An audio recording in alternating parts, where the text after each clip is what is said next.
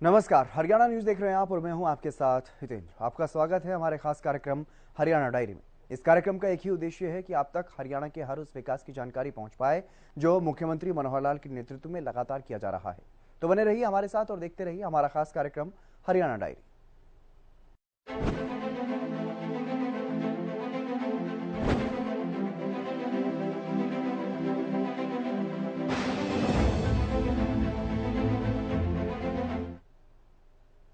मनोहर सरकार ने हमेशा ही महापुरुषों को न सिर्फ उचित स्थान दिलाया बल्कि उनका जो सम्मान है उसको भी बढ़ाने का काम किया है। संत महापुरुषों के विचारों को जन जन तक पहुंचाने की कोशिश की है। इसी कड़ी में सम्राट हेमचंद्र विक्रमादित्य के राज्याभिषेक दिवस पर कार्यक्रम का आयोजन किया गया और सम्राट हेमचंद्र विक्रमादित्य की स्मृति में एक डाक टिकट भी जारी किया गया। इस मौके पर मुख्यमंत्री मनोहर लाल उनके जीवन के संघर्षों को भी मुख्यमंत्री ने याद किया है। एक रिपोर्ट आप देखिए।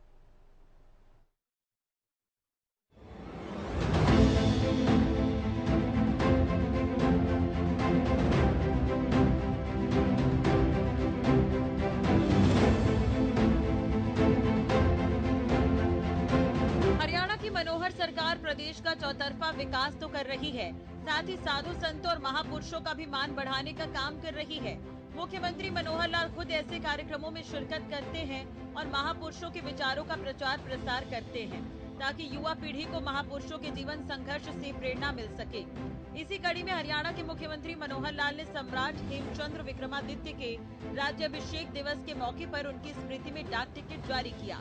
इस मौके पर सीएम ने कहा कि सम्राट हेमचंद्र विक्रमादित्य भारतीय संस्कृति की अमूल्य धरोहर हैं। उनका जीवन साधारण व्यक्ति से सम्राट बनने तक का संघर्ष और नई पीढ़ियों को देश प्रेम और वीरता की प्रेरणा देता है। सीएम ने कहा कि ये डाक टिकट उनकी स्मृति पर बनाए रखने के साथ साथ नई पीढ़ियों को भी प्रेरित करता रहेगा।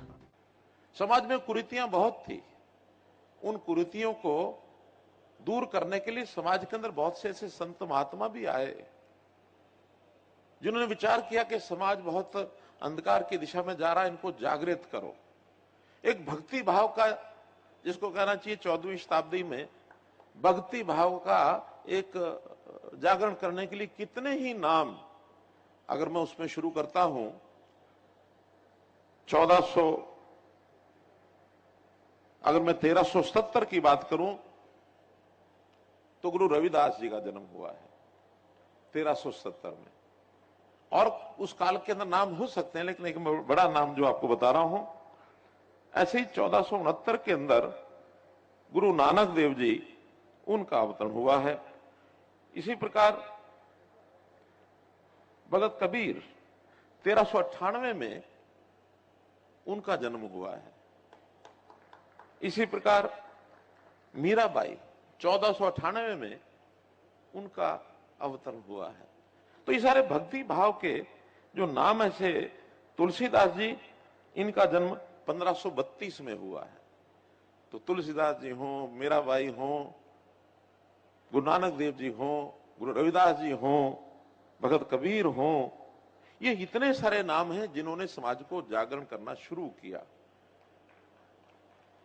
जागरण करेंगे तो शायद अपने पैरों पर खड़े हो जाएंगे, लेकिन इसी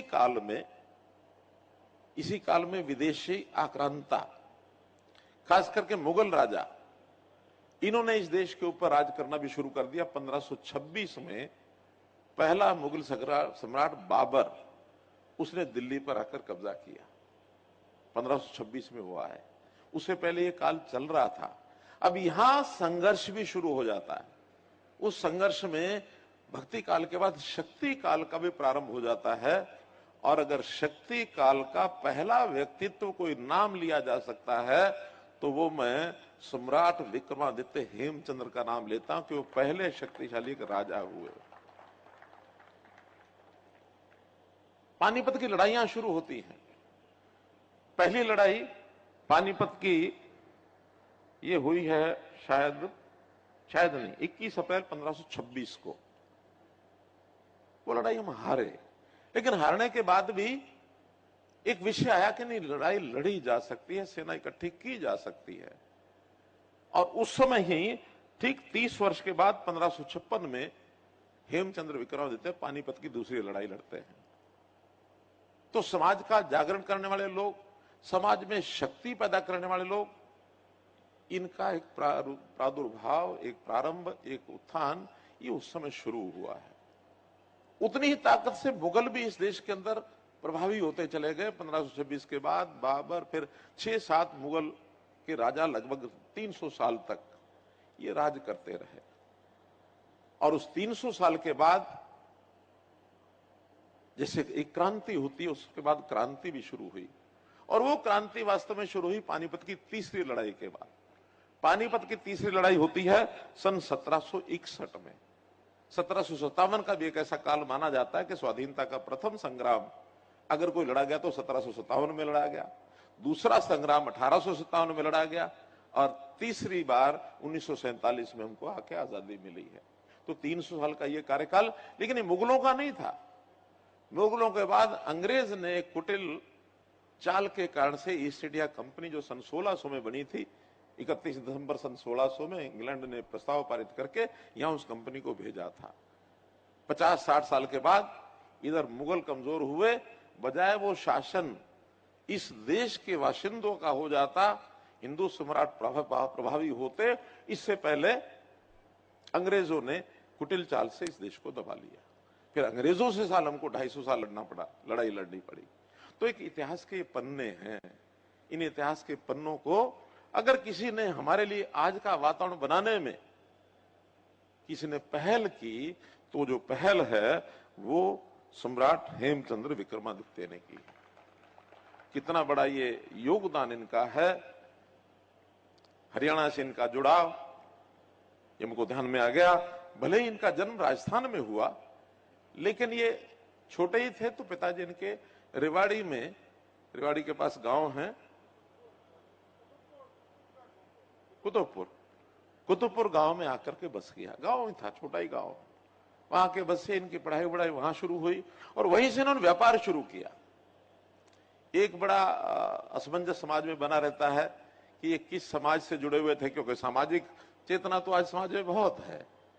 तो कुछ लोग कहें कि हाँ भी जैसे नाम इनका है उस नाते से तो ब्राह्मण समाज के हैं। अग्रवाल समाज कहने लगा कि नहीं ये तो हमारे समाज से हैं। वास्तव में अग्रवाल समाज क्यों इनको अपनाता है कि अच्छे व्यापारी ये उस समय बने। कुतुबपुर रहते हुए अच्छा व्यापार और अच्छा एडमिनिस्ट्रेशन कैसे चलाया जाता है ये उस काल में इन्होंने सीखा। तो इस नाते से अग्रवाल समाज को भी उनको अपना प्रणेता मानता है, व्यापार का पुरोधा मानता है। तो इस प्रकार से इन्होंने वहां से जीवन शुरू किया। और फिर इनके पिताजी श्री राय पूर्णदास जी बहुत धार्मिक निष्ठा के वो व्यक्ति थे। वो पुरोहित का काम करते थे। हिंदुत्व कूट कूट के भरा हुआ था। इनका कार्यकाल तो बहुत छोटा कार्यकाल है, जो आज हम याद कर रहे हैं कि इनका राज्याभिषेक हुआ आज के दिन 7 अक्टूबर सन 1556 में। यह भी हमको जानकारी मिल गई कि केवल 1 महीना ही वो सिंहासन पर बैठे राज किया। 5 नवंबर 1556 के दिन ही पानीपत की दूसरी लड़ाई में इनको तीर में आंख में तीर लगा, बेहोश हो गए, गिर गए, इनकी गर्दन उन्होंने काट दी। काल छोटा होने के बाद बहुत ज्यादा लोगों ने इनको जितना आगे बढ़ाना चाहिए उनके नाम को नहीं बढ़ाया। लेकिन आज भी सौंदापुर गांव है पानीपत में, एक छोटे स्थान पर इनकी प्रतिमा आज भी लगी है वहां। तो मैं सबसे पहले तो आज के दिन हरियाणा सरकार की ओर से जो एक प्रथम चरण में काम कर सकते हैं, तो मैं घोषणा करता हूं कि एक लगभग 4-5 एकड़ में पानीपत में और एक 4-5 एकड़ में कोई रेवाड़ी में भी इनका एक स्मारक बनाया गया। रेवाड़ी के लोगों ने तो प्रतिमा भी बना के रखी हुई है। क्यों रखी हुई ना? तो लगाने के लिए स्थान का कई बार आया कि इनकी प्रतिमा लगाने के लिए हमको स्थान चाहिए, कोई चौक चाहिए, कोई पार्क चाहिए। अगर पहले से कोई जमीन वहां चिन्हित होगी ठीक है, नहीं तो कोई भी, चाहे वो कुतुबपुर की जमीन होगी या कहीं भी होगी, तो एक स्मारक इनका बनाने के लिए आज मैं दोनों स्थानों पर यह घोषणा करता हूं। और इनके जीवन को प्रेरणा मिले समाज को, इस नाते से इनकी जीवनी को भी आगे बढ़ाया जाएगा, ऐसा मैं आपकी ओर से, सबकी ओर से ये विषय ध्यान में कराता हूं। तो ये जो सारा विषय, चाहे वो पिताजी का। अच्छा, इनके पिताजी का एक और पक्ष, किस प्रकार से मन में कूट कूट करके बात भरी हुई।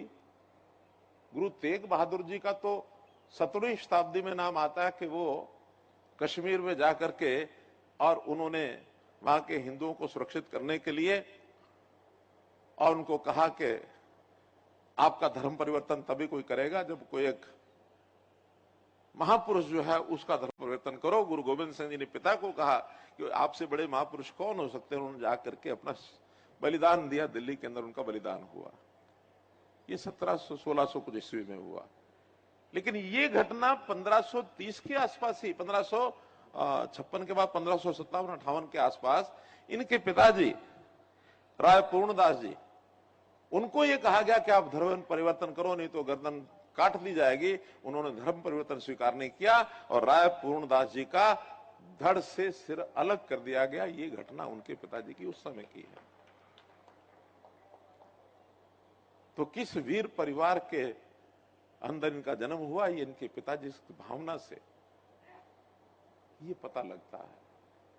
तो मित्रों, इन सब प्रेरणादायक जानकारियों का जब भी कोई विषय आता है तो हमारे मन में एक विचार आता है कि इन महापुरुषों की याद में सरकारी तौर पर कार्यक्रम क्यों ना किए जाए। हमारे यहां एक दुर्भाग्यपूर्ण स्थिति हो गई थी कि जो भी कोई शासनकर्ता आते थे, उनको अगर किसी को आगे अपना नाम बढ़ाने के लिए मन में विचार आता था तो कुछ नेता तो ऐसे थे कि अपने जीते जी वो अपने ही स्टैचू लगवाने शुरू कर देते थे कि मेरा नाम आगे बढ़ जाए। है आज भी बहुत से, बहुत दूर तक कुछ पहुंचते थे तो मेरे पिताजी और मेरे दादाजी, इनका कैसे स्टैचू लगे, इनका कैसे नाम हो, इनके नाम से कैसे छुट्टी हो, इस सोच तक सीमित रहे हैं। लेकिन जब हम आए तो मैंने कहा कि नहीं, जो इस देश के संत महापुरुष हुए जिनकी जीवनी से प्रेरणा मिलती है, उनके विचारों का प्रचार प्रसार ये हम करेंगे। इसके लिए हमने अलग से योजना बनाई, संत महापुरुष विचार प्रसार सम्मान योजना। और इसके अंतर्गत पहले साल हमने 10 करोड़ रुपए की राशि तय की।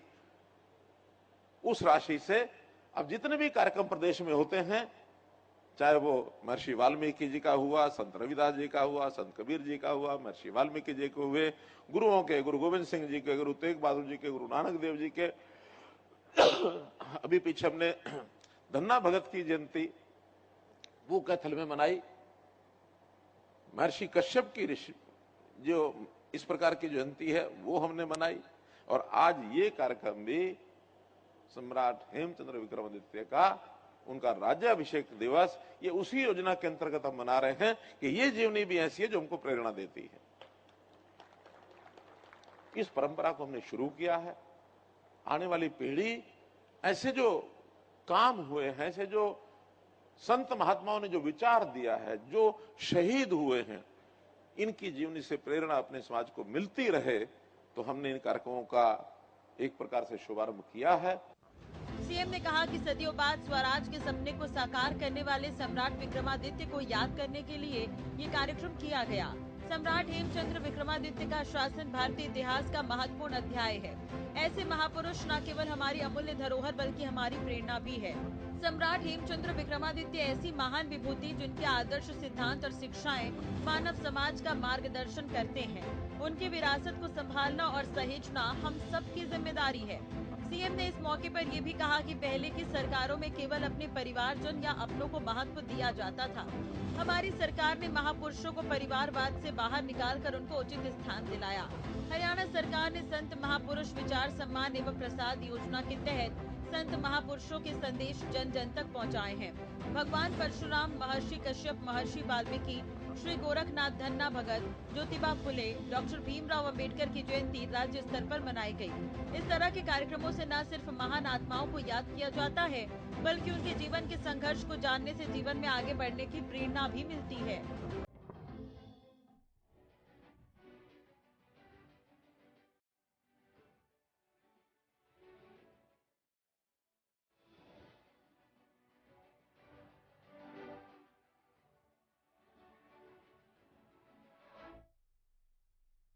मुख्यमंत्री मनोहर लाल ने एक प्रेस वार्ता के दौरान धान खरीदी के आंकड़े बताए, तो वहीं जीएसटी कलेक्शन को लेकर के जो शिकायतें आ रही हैं उसको लेकर के कड़ी कार्रवाई की बात भी कही है। एक रिपोर्ट आप देखिए।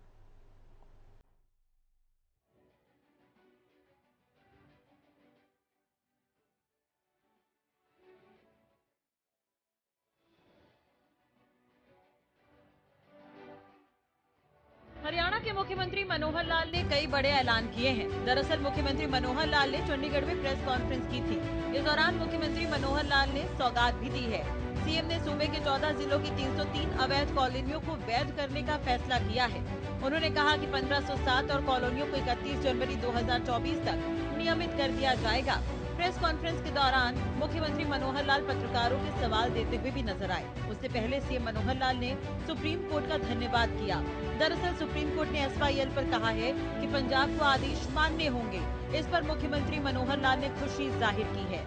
था इसलिए मैं सुप्रीम कोर्ट का बहुत बहुत आभारी हूँ, धन्यवाद करता हूँ कि अभी 4 तारीख को 2 दिन पहले जितना एक बड़ा विषय, ज्वलंत विषय, पूरे देश भर के लोगों की भी नजरें इस पर लगी है। हरियाणा, पंजाब और बाकी उत्तर भारत की तो लगी हैं, इसमें राजस्थान भी है, दिल्ली भी है, बाकी सब हैं, जिनके जो स्टेक होल्डर्स हैं।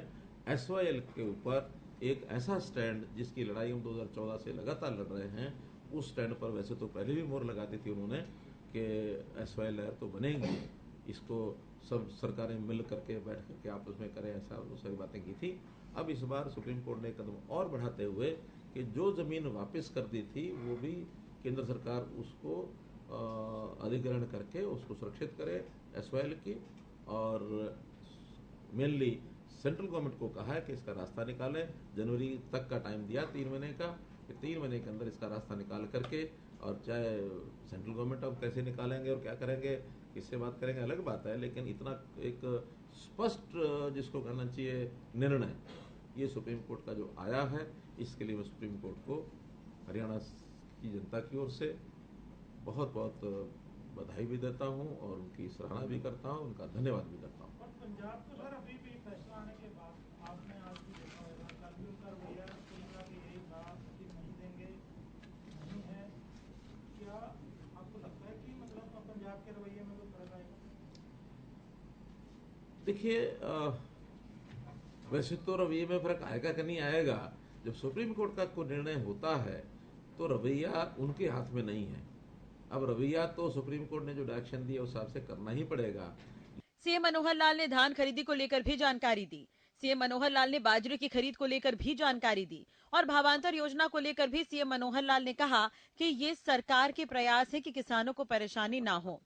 सरकार के प्रयासों को लेकर सीएम ने कहा कि उन्हें राहत देने की कोशिश की जा रही है। आज 5 अक्टूबर तक जो धान है उसकी आवक 21 लाख मीट्रिक टन हुई है, जिसमें 13 लाख मीट्रिक टन जो है खरीद हो चुकी है, 5.5 लाख मीट्रिक टन का उठान हो चुका है। कुल 1985 करोड़ रुपए लागत का ये धान अभी तक हमने लिया है। बाजरा 26 लाख क्विंटल यानी 2.65 लाख मीट्रिक टन ये आवक हुई है। 22 लाख क्विंटल खरीद कर ली गई है और 11 लाख क्विंटल इसका उठान हो गया है, जिसकी राशि 148 करोड़ रुपया ये बनती है। आपकी जानकारी के लिए कि बाजरा जो है ये पहले तो MSP पर खरीदा नहीं जाता था, तो एक वर्ष ऐसा था हमने पूरे रेट पर यहाँ जो MSP रेट है उसका खरीदना शुरू किया था 3 वर्ष पहले, लेकिन अच्छा अनुभव नहीं रहा क्योंकि उसकी स्मगलिंग राजस्थान से बहुत अधिक हो गई थी, जो हमको महंगे भाव पर लेकर के सस्ते भाव पर बेचना पड़ा, तो नुकसान ज़्यादा हुआ था। उससे अगले 2 साल लगातार हमने भावांतर उभराई योजना दी कि जितना जिसका बाजरा है उसने बेचा है या नहीं बेचा है, रजिस्ट्रेशन के हिसाब से एवरेज 8 क्विंटल प्रति एकड़ के हिसाब से, और हमने उनको पहले साल में 600 रुपये, 450 या 650, 400 क्या था दोनों में, वो हमने भावांतर उभराई दी थी। इस बार MSP 2500 रुपये है। हमने कमर्शियल जो परचेज है हैफेड ने 2200 रुपया प्रति क्विंटल करनी शुरू कर दी है, 300 रुपये प्रति क्विंटल के, और वो जिन्होंने बेची है उनको हम वो देंगे। और इसके बाद ये भी हमको एक परमिशन मिल गई है अब नेफेड की ओर से कि 2.5 लाख मीट्रिक टन हम प्रोक्योर भी कर सकते हैं। तो उसको करने के लिए कुछ दिन बाद वो फिर 2500 रुपये खरीदी जाएगी। उस पर फिर भावांतर रुपये योजना नहीं दी जाएगी, क्योंकि पूरा 2500 रुपये का होगा। जो 2200 रुपये में खरीदी उसको 300 रुपये देंगे, जो 2500 रुपये खरीदा जाएगा वो नहीं।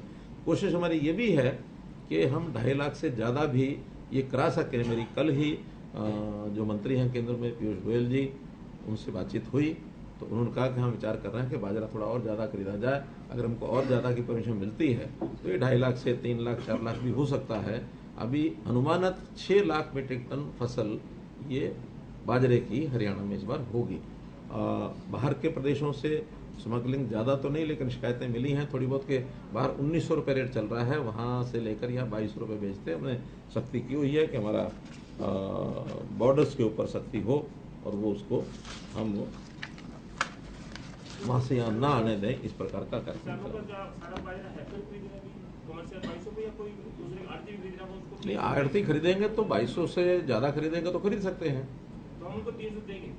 2200 अगर है तो 300 देंगे, 2200 ज़्यादा बिकेगा तो फिर जो अंतर है वो मिलेगा। आड़ती वाला?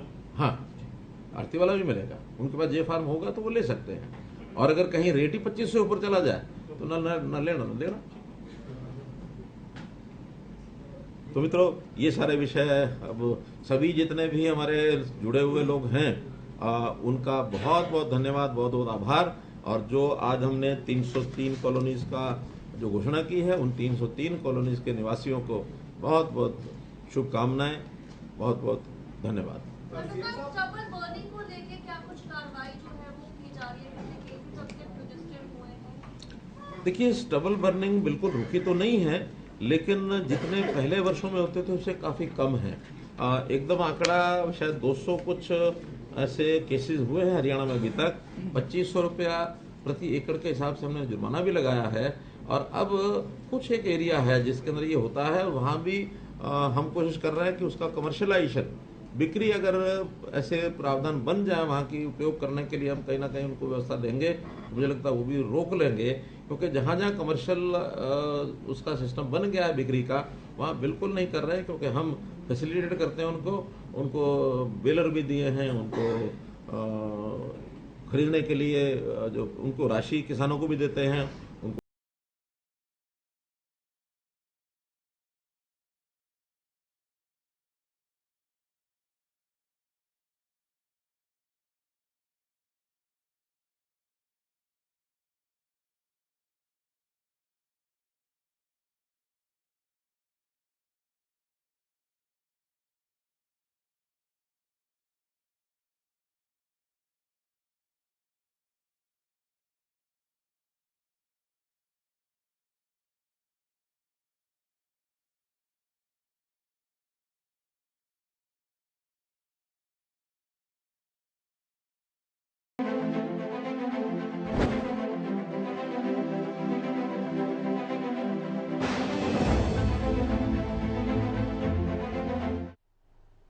मुख्यमंत्री मनोहर लाल के कुशल नेतृत्व में हरियाणा प्रदेश लगातार विकास की ओर अग्रसर है और ऐसे में हरियाणा का हर वर्ग सरकार के कामों से काफी संतुष्ट भी नजर आ रहा है, क्योंकि हरियाणा सरकार का एक ही मकसद है कि प्रदेश के अंतिम व्यक्ति का भी विकास किया जा सके।